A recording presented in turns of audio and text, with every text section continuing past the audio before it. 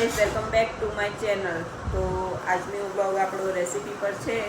તો હવે ગુંદાના મોર આવી જ ગયા છે। તો આજનો વિડીયો આપણે ગુંદાના મોર છે આઈ મીન ગુંદાને મોરની આપણે શાક બનાવવાનું છે। તો આગળ આપણે જોઈએ રેસીપી। આ છે આપણું ગુંદાનો મોર, આની આપણે ભાજી બનાવવાની છે।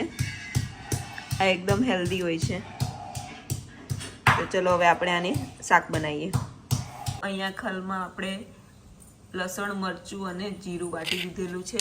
જો તેલ ગરમ થઈ ગયું છે, એમાં આપણે રાઈ નાખી છે અને થોડું આપણે એમાં જીરું નાખીશું।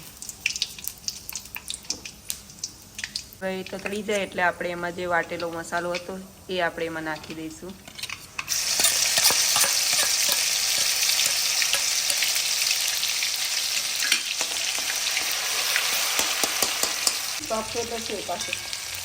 તો હવે આપણે એમાં હળદર નાખી છે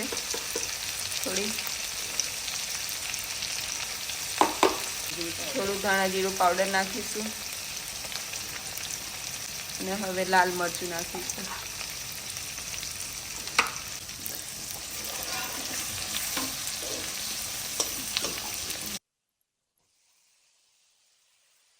તો હવે આપણે એમાં મોર નાખી દઈશું।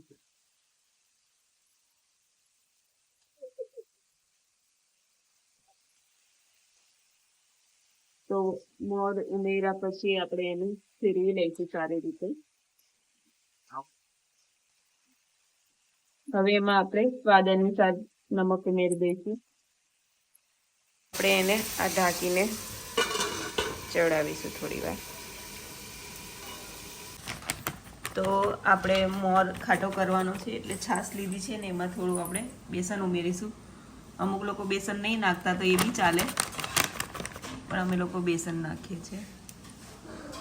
હવે બેસનના આપણે લમ્સ બધા તોડી કાઢીશું અને એને સરખી રીતે ફેટી લઈશું। તો આ મોર થઈ ગયો છે, આવી રીતે બી ખાઈ શકો છો, પણ અમે એને ખાટો ખાઈએ છીએ એટલે હવે આપણે એમાં છાશ ઉમેરીશું। તો હવે આપણે એમાં છાશ ઉમેરી દઈશું।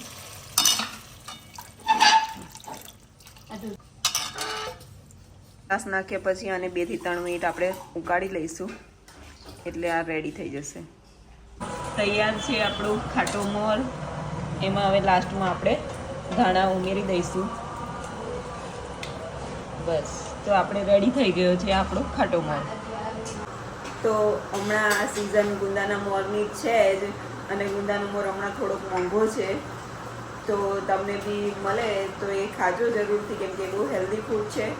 તો વિડીયો ગમ્યો હોય તો લાઈક, શેર અને સબસ્ક્રાઈબ જરૂરથી કરી દેજો। Bye bye.